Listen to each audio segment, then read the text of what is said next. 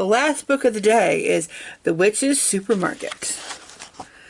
I just love Halloween, said Helen to her dog, Martha. I'm sorry you don't like your costume, Helen said, but witches have cats, not dogs. Everybody knows that. There's hardly anyone on the street when Helen and Martha set out to trick-or-treat. Woman hurried along ahead of them. She was short and round. She turned a corner. Something fell from her bulging purple pocket. Helen picked up the coupon and said, "Hey, lady," but the woman didn't hear her. Helen took the coupon and ran after her. When moved along the surprisingly fast pace, she ducked down an alley and disappearing behind a door. Helen and Martha turned the corner. It was a very dark alley, and Helen hesitated. Finally, she said, "Come, Martha, we're not afraid." The picture of the tunnel. Helen stopped at the door. Signs read, "Private, keep out, members only. Trespassers would be sorry." The biggest sign of all said, "No dogs." "Grrr," said Martha, "but I wonder what kind of place this is." So she knocked on the door and no one answered. "Hello?" she said in a small voice. Door cracked to peek inside. "It's a supermarket," she announced. "Come, Martha, that lady is very happy to get her coupon back." Inside the store, Helen noticed several cats. "No fair to allow cats and not dogs," she said to Martha. "Your costume on." Still, Helen was a little worried. Shopping cart turned Martha to hop in. "Remember," she said, "no barking." Helen looked toward the woman in the purple coat. She did notice the unusual fruits and vegetables in the produce department.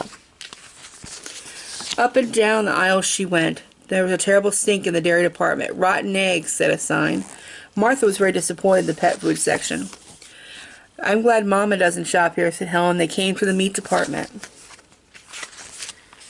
"Everyone is certainly ready for Halloween," said Helen. "I've never ever seen a supermarket like this," said Helen. She came to the household products. There was no soap for washing dishes, clothes, or floors. Sponges, mops, or vacuum cleaner bags. There were brooms, however, lots of brooms. After standing there looking at the brooms was the woman in the purple coat. The old woman carefully picked up a broom from the large display. She studied it at every angle. "What is she doing?" wondered Helen. Helen suddenly wanted to go home. She was riding the broom. "Let's get out of here," Helen whispered to Martha, but then she turned to go. A large figure loomed above her. "May I help you?" said the manager of the store. "No, thank you," Helen said. "I was just going to pick up some food."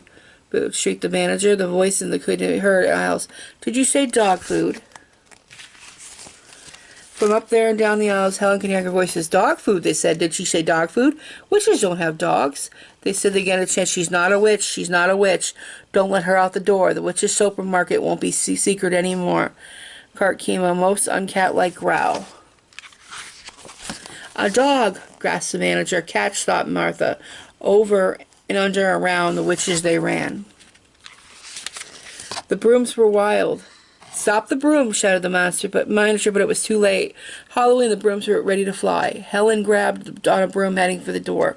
"Stop that girl," she shouted as she checked out Witch. "Get the dog." Helen and Martha made it through the alley. "There she is," said the manager. "No, she's over there."